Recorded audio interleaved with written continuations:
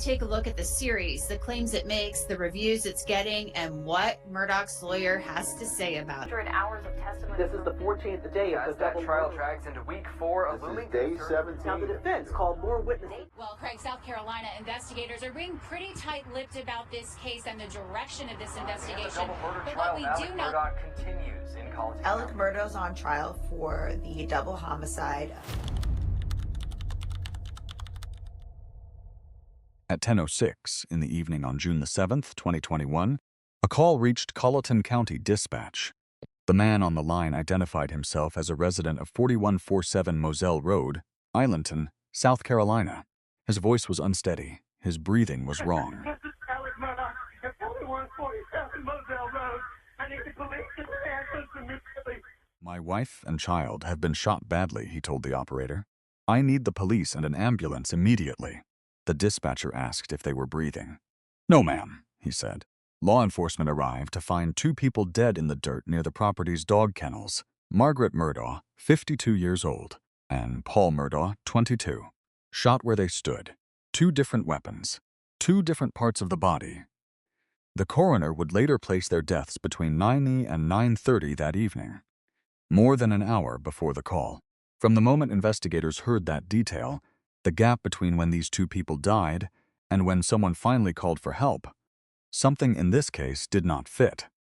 The man who made that call was a prominent South Carolina attorney, the husband and father of the people lying dead at his feet, a man from one of the most powerful legal dynasties in the state's history. His name was Richard Alexander Murdaugh, and what happened at Moselle that night would begin the most devastating collapse of wealth, power, and human trust that South Carolina had witnessed in a generation. Host name here. Welcome back to Fatal Casebook tonight. We're covering the case of Margaret and Paul Murdaugh, a mother and her son, shot dead on a family estate by someone who knew the legal system of South Carolina better than almost anyone alive. Take a moment to subscribe and turn on the notification bell. These cases matter only when people refuse to let them be forgotten. And now, let's begin. Margaret Kennedy Branstetter was born in 1969 in Summerville, South Carolina. She went by Maggie. Almost everyone did. Those who knew her described a woman with a sharp, quick sense of humor, a fierce loyalty to the people she loved, and a particular gift for making everyone around her feel at ease. She had grown up comfortably, but she was not someone who wore comfort carelessly. She was the kind of mother who remembered every detail of her children's lives. The names of their friends, the subjects they struggled with, the things that made them laugh. She married Alex Murdaugh in 1993. They had 2 sons, Buster, born in 1992, and Paul, born in 1999. The family lived between 2 worlds, the old money formality of a South Carolina legal dynasty, and the open, sunlit chaos of life on Moselle, the family's 1,770-acre hunting estate in Colleton County. Maggie loved Moselle. She loved the dogs, the green space, the particular quiet of the low country at dusk. She spent long stretches there. It was, people who knew her said, the place where she was most herself. Paul Murdaugh was 22 years old on the night he died. By all accounts, he was funny, genuinely, unguardedly funny, the kind of young man who could make a stranger laugh inside of 30 seconds. He was studying business at the University of South Carolina. He loved hunting, loved being outdoors, and was, in the words of multiple friends, someone you could always call. His friend Rogan Gibson spoke to him regularly. That evening, before things went wrong, Rogan had been texting Paul about a dog named Bubba. Paul's life, though, had been shadowed in the months before his death by a legal situation of serious consequence. In February 2019, he had been behind the wheel of the Murdaugh family's boat during a late-night outing with 5 friends. Paul had a blood alcohol level 3 times the legal limit when the vessel struck the pilings of the Archers Creek Bridge in Beaufort County. 19-year-old Mallory Beach, a recent high school graduate with plans to become an interior designer, was thrown into the water. Her body was not found for 8 days. She had died of blunt force trauma and drowning. Paul faced 3 felony charges of boating under the influence. Those charges were still pending on the night he died. There is one detail about the evening of June 7th that matters above all others. At 8:44 p.m., roughly an hour before the coroner placed his death, Paul Murdaugh picked up his phone and filmed a short, casual video near the dog kennels at Moselle. He was checking on a dog named Bubba. 3 voices can be heard in that recording. 2 of them belong to Paul and his mother, Maggie. The third voice, the one that no one in the immediate aftermath wanted to acknowledge, would become the single most important piece of evidence in this entire case. But we are getting ahead of ourselves.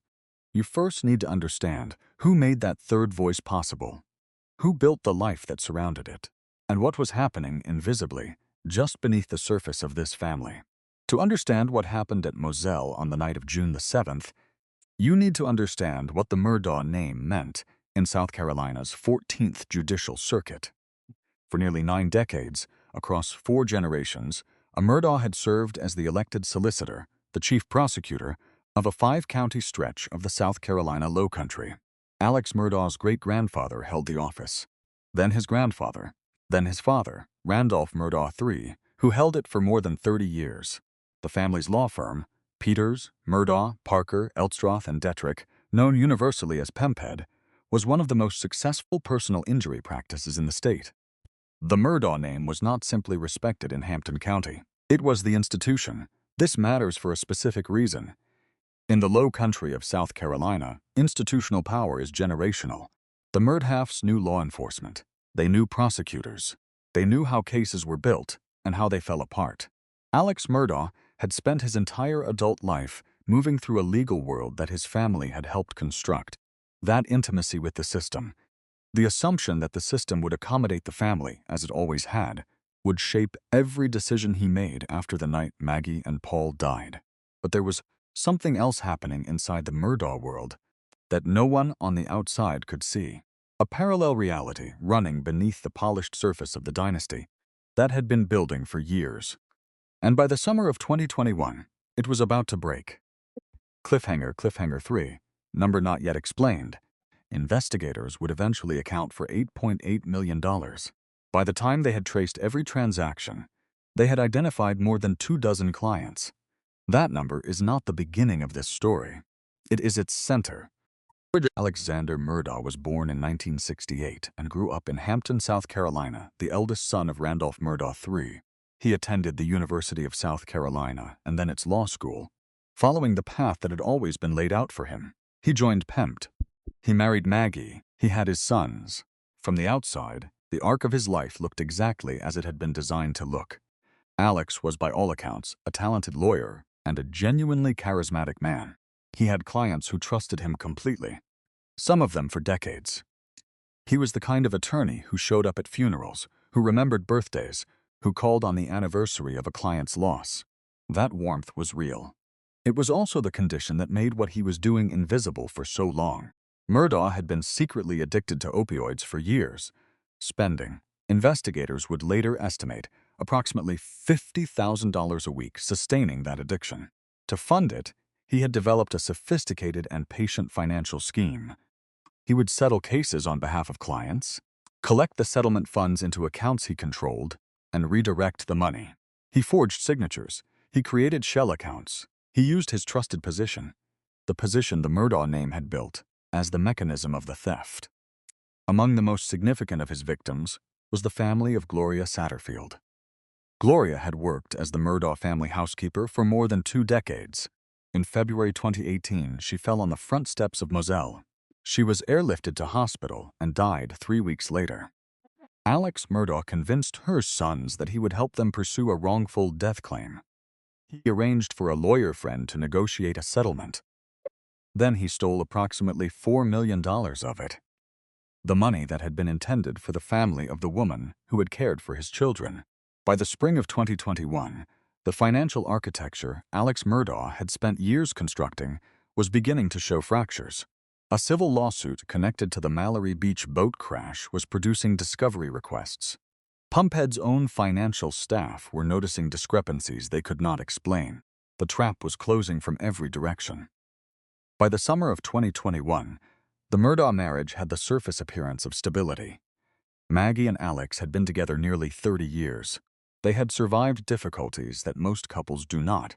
The deaths of people close to them, the pressures of public life in a small community. Alex's long struggle with addiction that Maggie was aware of, at least in part. She had told people she was trying to help him, that she believed, still, in the family they had built together. What Maggie did not fully know was the dimension of the financial crisis surrounding her husband. She was not party to the scheme. She was, in many respects, a victim of it. The wife of a man who had been systematically destroying the foundation of everything she thought their life was built on.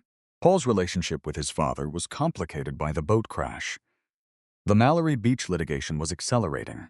Civil suits had been filed against the Murdaugh family, and Alex, who had personally confronted and injured passengers at the hospital on the night of the crash, reportedly telling at least one of them not to speak to investigators, was deeply entangled in the legal fallout.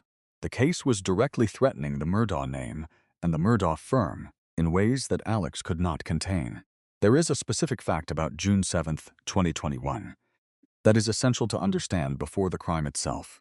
That morning, the same morning that would end with 2 people dead in the dirt at Moselle, a financial officer at Pempt confronted Alex Murdaugh about $792,000 in missing funds. The confrontation happened in the hours before Maggie and Paul were shot. Alex knew by that evening that the reckoning he had spent years postponing had finally arrived. The firm had found the thread, and once they pulled it, everything would unravel. Maggie Murdaugh did not know, on the evening of June 7th, that her husband had been stealing from his clients for at least 16 years. She did not know the depth of the opioid addiction, the $50,000 weekly spend that had been the engine of the fraud. She did not know that the firm her husband's great-grandfather had founded had discovered that very morning that nearly $800,000 was unaccounted for. She did not know that the civil litigation over Mallory Beach's death had begun producing financial records that pointed directly at Alex. She did not know that the net had finally closed. But there is a principle that prosecutors would later articulate in court. When a man's world is closing in on him from every direction simultaneously, financially, legally, reputationally, and when 2 people in his immediate life are the direct cause of at least part of that closing, a calculation can form.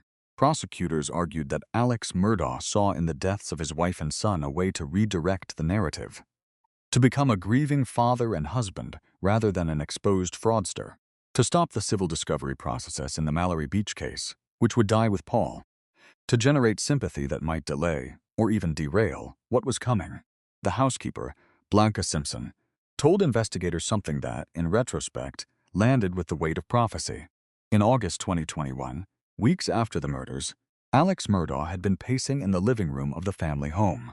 A Snapchat video, the one Paul had filmed at the kennels, had surfaced in the investigation. Alex pulled Blanca aside. He said, "I got a bad feeling. I got a bad feeling." He had also asked her, in that same conversation, whether she remembered what shirt he had been wearing on the morning of June 7th. Not the evening, the morning, before the murders. He was, even then, constructing the perimeter of his own story. The Snapchat video had his voice in it. He had told police he was never at the kennels that night. He had said he was at the main house, napping, and had later driven to check on his mother, who had Alzheimer's disease.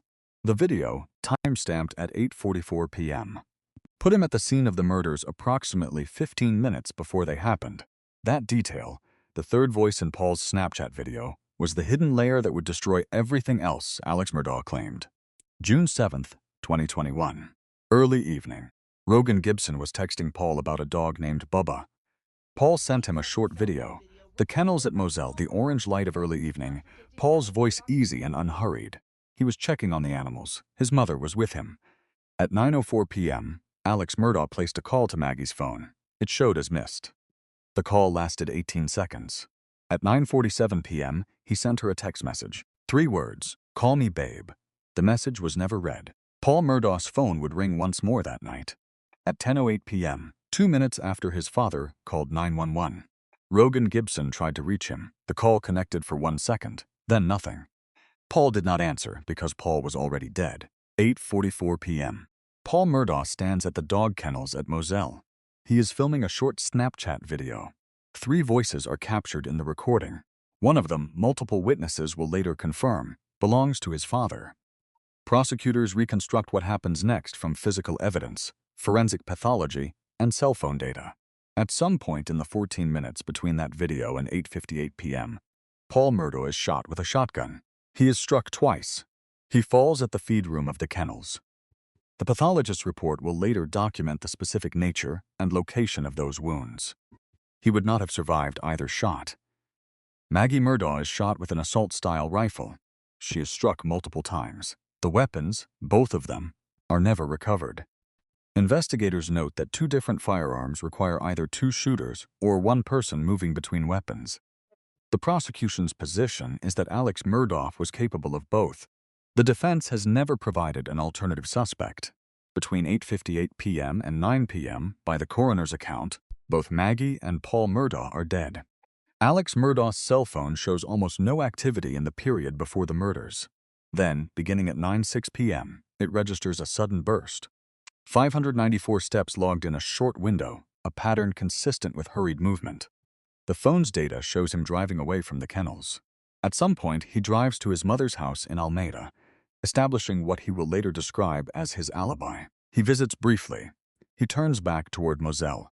At 9:47 p.m., he sends a text message to Maggie's phone. "Call me babe." The message arrives on a device being held by a woman who has been dead for nearly an hour. At 10:06 p.m., he calls 911. Less than 20 seconds after his SUV stops at the kennels. Before prosecutors will note, any reasonable search for survivors could have occurred. He places the emergency call. He tells the dispatcher his wife and child had been shot, that he just came back, that he found them. At 10:26 p.m., the first deputy arrives on scene. Alex Murdaugh is present. He is visibly distressed. He is speaking to law enforcement. At 10:40 p.m., 34 minutes after calling 911, 15 minutes after the first deputy's arrival, with 2 members of his family dead on the ground behind him, Alex Murdaugh opens the Safari browser on his phone and searches Whaley's Edisto, a restaurant, located an hour and a half from Moselle. In the weeks that followed the deaths of Maggie and Paul, Alex Murdaugh told a consistent story to investigators. He had not been at the kennels that night. He had been at the main house, napping, before driving to check on his mother. He did not know who had killed his family. He had found them when he returned. He maintained this story through the summer and into the autumn of 2021. He told it to SLED agents who, in August, made clear to him that he was a suspect. He told it to lawyers. He told it to journalists. He told it to his remaining son, Buster. He had, by that point, begun to understand that the Snapchat video existed, that Paul's phone had captured his voice at the scene, but he continued to deny being there. In the meantime, the rest of his life was collapsing with a velocity that nothing he could say would slow. On September 3, 2021, PEMT forced Alex Murdaugh to resign. The firm informed him they had determined he had illegally siphoned millions from the practice and its clients. The figure they had identified was substantial. The true total, $8.8 million, across more than 24 victims, would emerge later. The following day, September 4th, Labor Day, 2021, Alex Murdaugh called a man named Curtis Edward Smith. Smith was 61 years old, a former client, a distant cousin. Alex Murdaugh provided Smith with a firearm and instructed him to shoot him on the side of a Hampton County road while he was changing a tire. The stated purpose was to allow Murdaugh's surviving son, Buster, to collect on a $10 million life insurance policy. Smith fired. The bullet grazed Murdaugh's head. He survived with a superficial wound and called 911 himself. The text message Maggie Murdaugh never read, "Call me babe," was still sitting on her phone, unanswered. It would stay that way.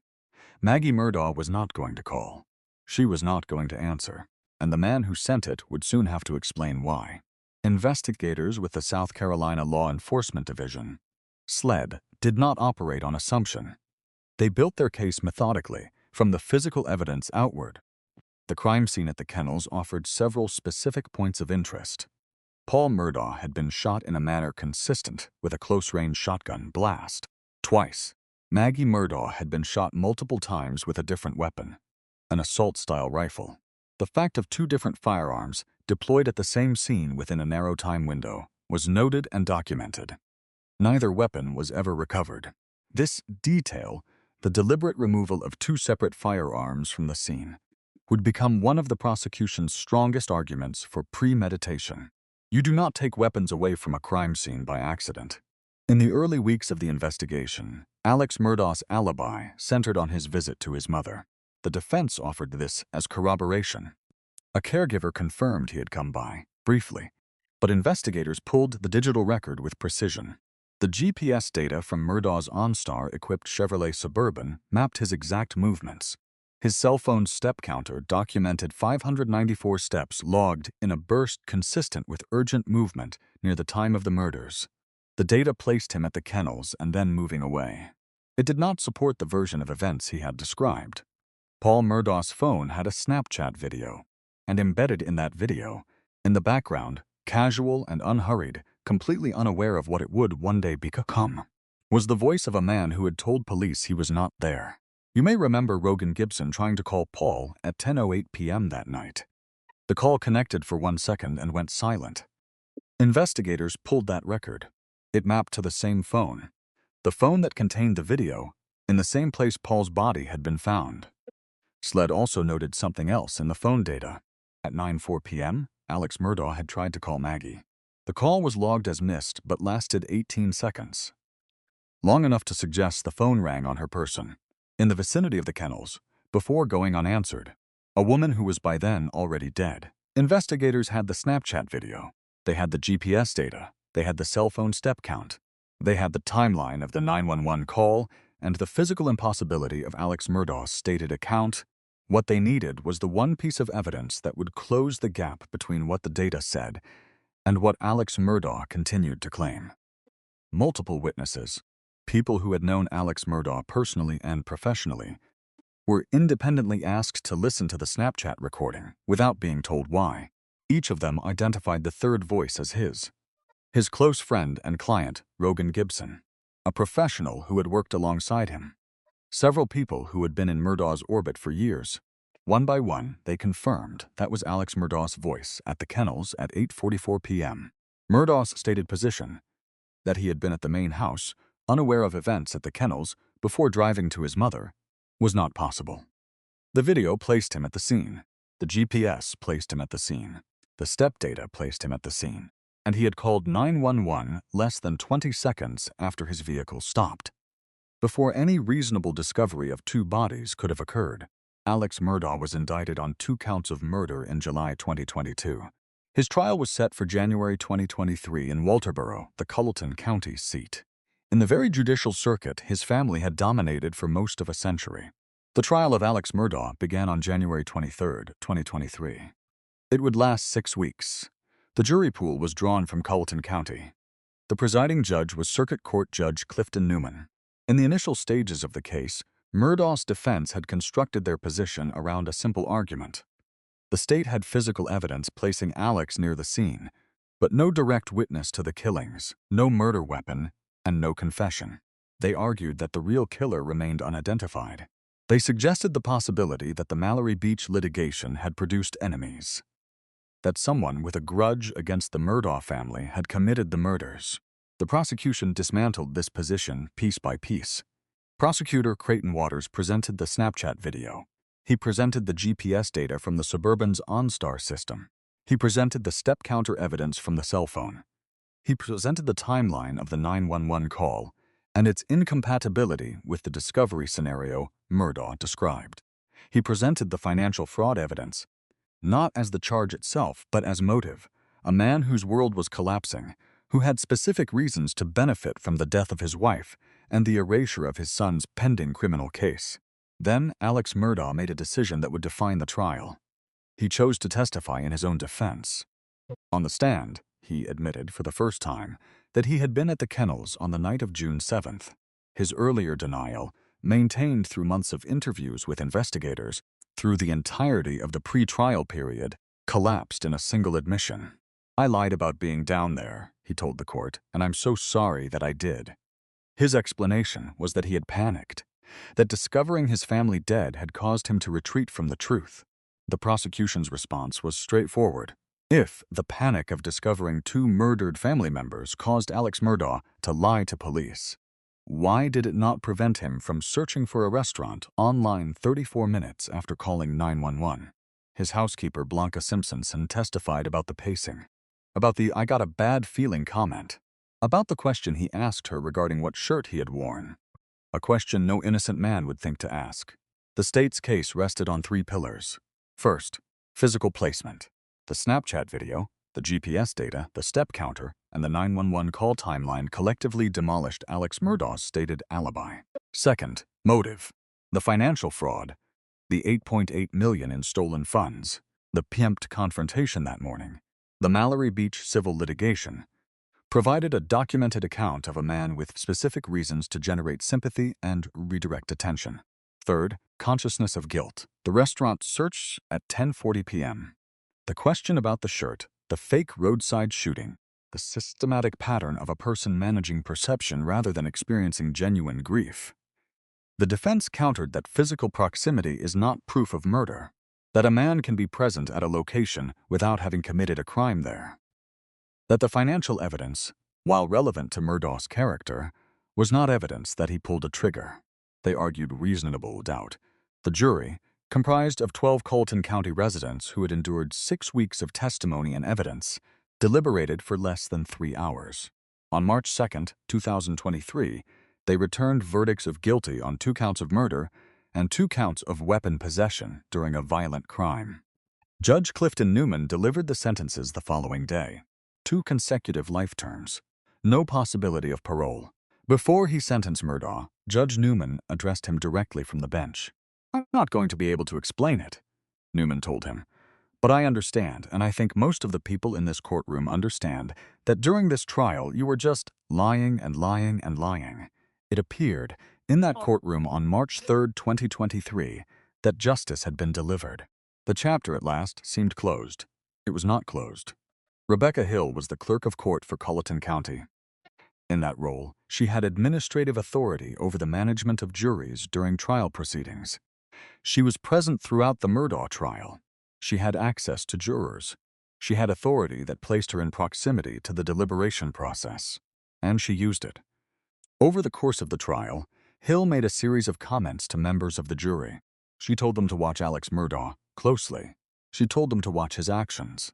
She told one juror, later identified as Mandy Pierce, referred to in proceedings as Juror Z, not to be fooled by the defense.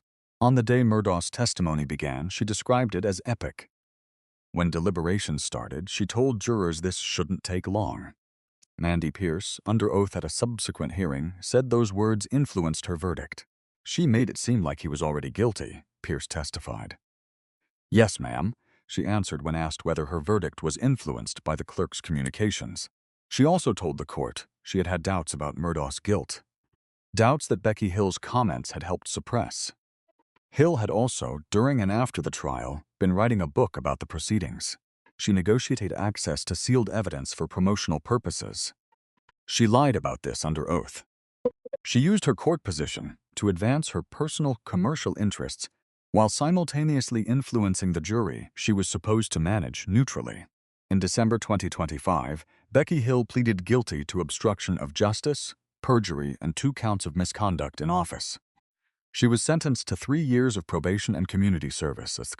In May 2026, the South Carolina Supreme Court issued a unanimous ruling. In a 29-page opinion, the justices found that Hill's conduct was egregious and had unquestionably been intended to push the jury toward a guilty verdict. The court ruled that she had placed her fingers on the scales of justice. They overturned the murder convictions entirely. Retrial was ordered, and there is a second systemic dimension to this case that deserves to be named.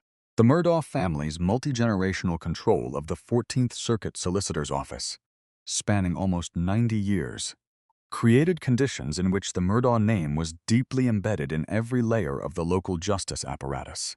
Whether that proximity shaped the speed or direction of investigations into Alex Murdaugh's prior conduct, the boat crash, Gloria Satterfield's death, remains a question that the record does not fully answer, but which the record invites. As of this recording, Alex Murdaugh has been ordered to stand trial again for the murders of his wife and son. His conviction has been erased from the record.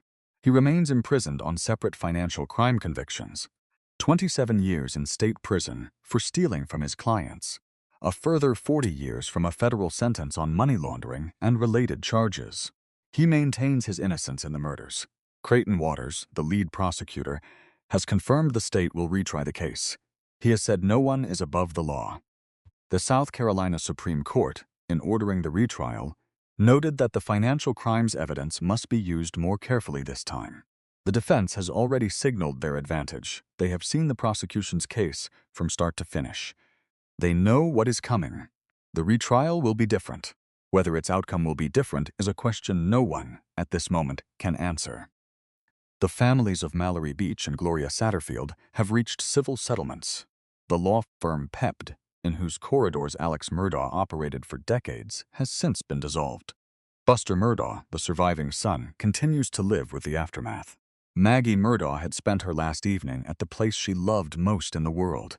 She had been checking on the dogs with her youngest son. She had been texting her husband. She was at Moselle, the property she had loved, the land her family had made their own. And she had no reason to believe that the man she had married 30 years earlier was the person she most needed to be afraid of. Paul Murdaugh filmed a 49-second video at 8:44 p.m. He was checking on a dog named Bubba. He was 22 years old. Maggie Murdaugh's phone received a text message at 9:47 p.m. 3 words. It was never opened. The man who sent it had been standing where they died. Alex Murdaugh will face trial again. A new jury will hear this evidence for the first time, with new rules about what the financial crimes can and cannot be used to establish. A new clerk of court will manage the proceedings, and a community that has watched one of its most powerful families disintegrate will have to decide, once more, what it believes happened at Moselle on the night of June 7, 2021. What do you believe? Leave your thoughts below. Because in cases like this one, the truth sometimes lives in the details that only careful people catch. And Maggie and Paul Murdaugh deserve careful people. They always did. If Maggie and Paul's story moved you, if you believe that justice for them is worth getting right, even when it is difficult, even when it takes longer than anyone hoped, subscribe to Fateful Casebook and turn on notifications. Every subscriber is a reason to keep building this. And share this video, not for views, for Maggie, for Paul, because the best thing we can do for people who were silenced is to make sure the world keeps hearing their names.